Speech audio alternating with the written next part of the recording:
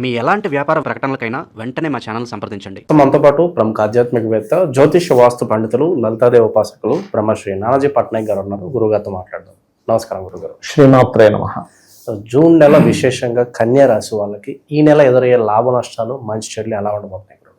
తప్పకుండా అండి. దానికంటే ముందు మనం అసలు గ్రహస్థితి ఎలా ఉంది అనేటువంటిది చూడాలి. కన్యా రాశి వారి యొక్క గ్రహస్థితి కనుక చూసుకుంటే, లగ్నాధిపతి అయినటువంటి బుధుడు కొంచెం తన ఓన్ హౌస్లో ఉన్నాడు.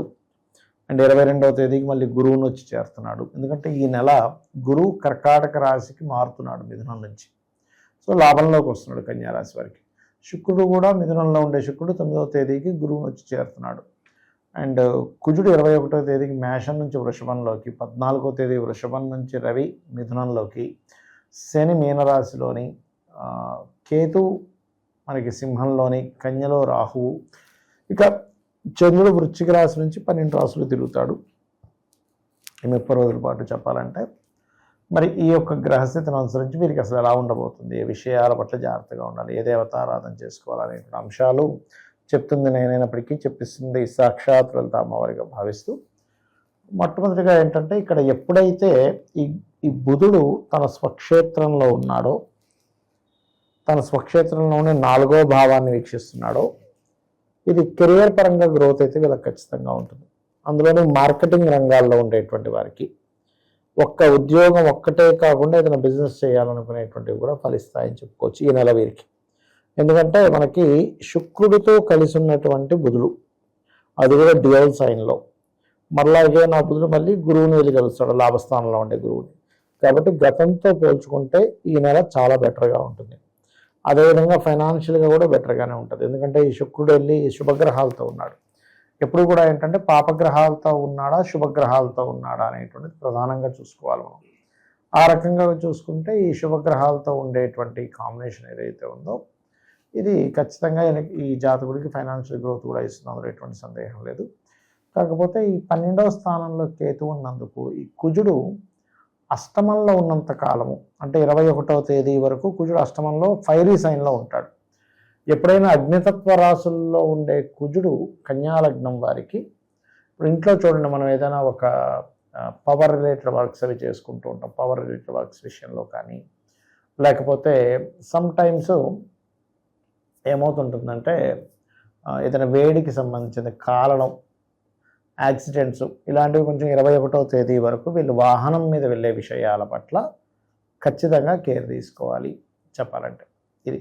అయితే వీరు ఎక్కువగా వెంకటేశ్వర స్వామి యొక్క ఆరాధన చేయడము, గోశాలలకు వెళ్ళి గోవులకి క్యారెట్స్, గ్రాసం లాంటివి తినిపించడము, ఇంకా వీలైతే కాస్త లక్ష్మీనరసింహస్వామి, ఆంజనేయ స్వామి ఆలయాలకు వెళ్ళి అక్కడ ఏదైనా సేవ చేయడము, ఇటువంటివి కనుక వీరు చేసినట్లయితే ఖచ్చితంగా వీరికి బాగుంటుంది. అదేవిధంగా సంతానానికి కూడా ఏంటంటే కొంచెం సంతానంతో ఫ్రెండ్స్తో కూడా చిన్న ఘర్షణ యోగం ఉంది. కాబట్టి ఆ విషయంలో కొద్దిగా జాగ్రత్తగా ఉండాలి. అండ్ ఇంకొక విషయం ఏంటంటే ఈ 21వ తేదీ వరకు అప్పుల విషయంలో జాగ్రత్తగా ఉండాలి. అప్పులు, మేనమామ వరుస వాళ్ళకి కొంచెం వేడి చేయడం వల్ల వచ్చే ఇబ్బందులు, అయితే వాళ్ళకి ఏదైనా చిన్న చిన్న సర్జరీస్ లాంటివి కూడా చూపిస్తున్నాయి కన్య వారికి. ఇక మరొక విషయం ఏంటంటే ఈ రాశి వారికి ప్రధానంగా ఈ అష్టమ స్థానం నుంచి భాగ్యస్థానంలోకి వస్తాడు.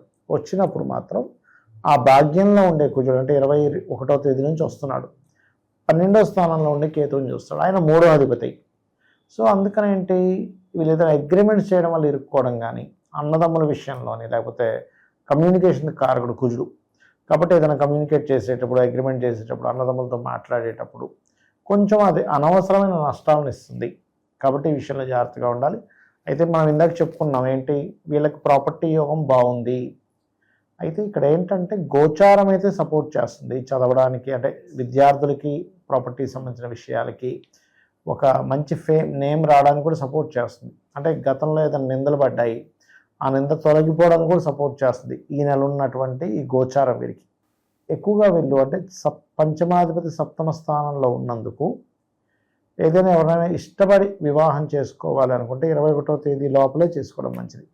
21వ తేదీ దాటింది అంటే ఏమవుతుంది అంటే ఈ శని, మీనంలో ఉండే శని తన 3వ దృష్టితోని కుజుడిని చూస్తాడు. కుజుడిని చూస్తే మంచిది కాదు. అదేవిధంగా ప్రమోషన్స్ కోసం చేసే ప్రయత్నాలు ఈ జూన్ మాసంలో 14 తర్వాత, ఎందుకంటే మనకి రవి దశమంలోకి వస్తున్నాడు 14వ తేదీ తర్వాత నుంచి. అక్కడ ఒక 15 రోజులు ఉంటాడు అక్కడ. కాబట్టి ఈ విషయంలో వీళ్ళకి నెల రోజులు ఉంటాడు.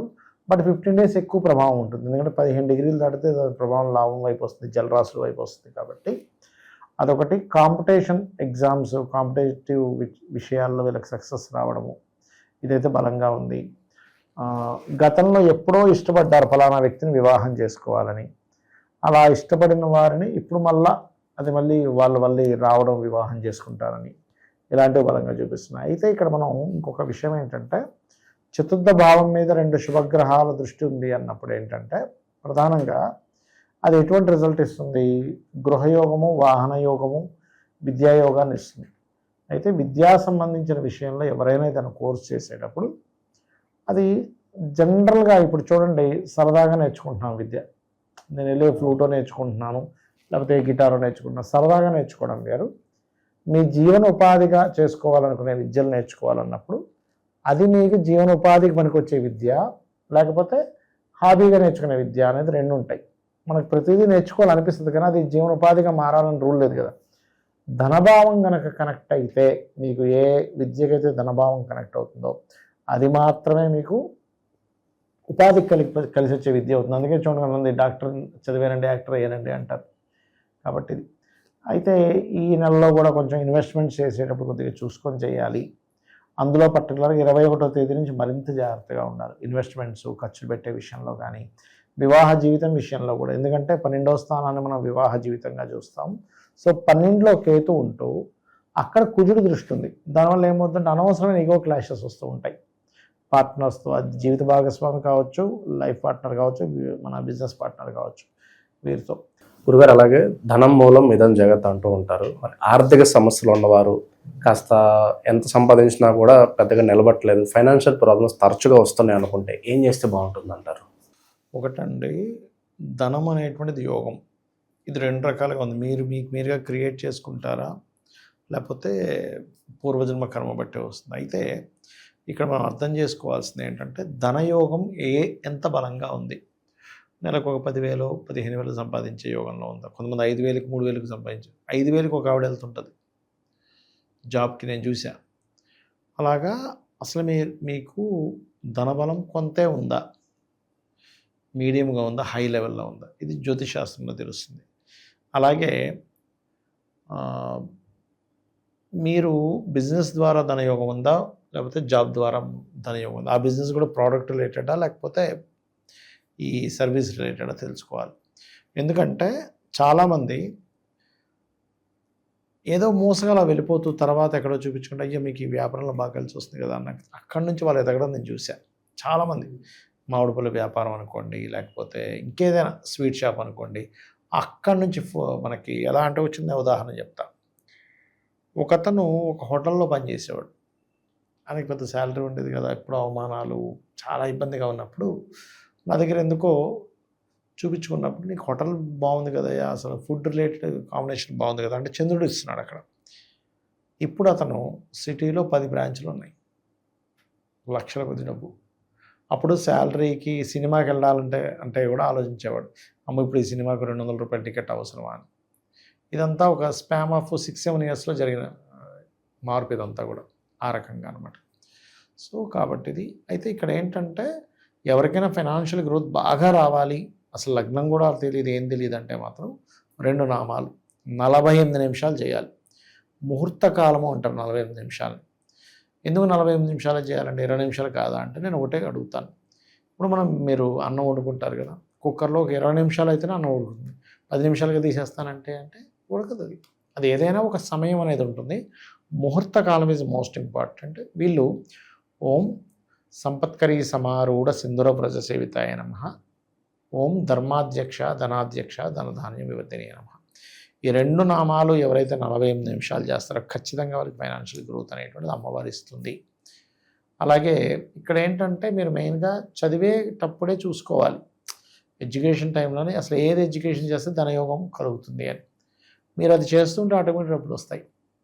ఆ రకంగా ఏంటంటే ఈ 2 నామాలు చేయడము, ప్లస్ దీంతో పాటు గోవులకు కాస్త తీపి చపాతీలు ఉంటాయి, అంటే మనకి తేనె పూసిన చపాతీలు, అవి కనుక తినిపించినట్లయితే కూడా ఫైనాన్షియల్గా మంచి గ్రోత్ ఉంటుంది. సో ఓవరాల్గా ఈ రాశి వాళ్ళు ఈ నెల ఎలాంటి జాగ్రత్తలు తీసుకోవాలి మంచి విశ్లేషణ అందించారు. ధన్యవాదాలు. శ్రీమాత్రే నమః.